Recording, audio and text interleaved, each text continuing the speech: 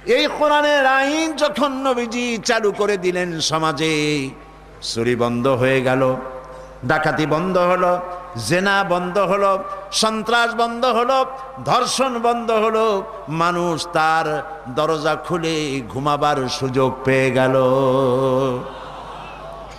যারা কাফের ছিল মদিনা রাসূলুল্লাহর জীবনের শেষ দিকে, যারা কাফের ছিল তারা চিন্তা করলো যে আমরা তো এই লোকটার সাথে খামোখাই দুর্ব্যবহার করেছি, আমরা তাকে ধর্মের দুশমন মনে করেছি।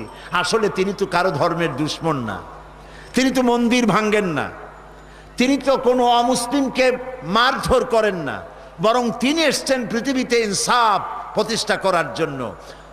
খ্রিস্টান, ইহুদি, মুশরিক প্রত্যেকটি জাতির তিনি প্রয়োজন মিটাচ্ছেন, তিনি মানুষের হক আদায় করছেন, বেকার ভাতা দিচ্ছেন, বুড়ো মানুষকে ভাতা দিচ্ছেন, সম্মান দিচ্ছেন। আজকে আর কারো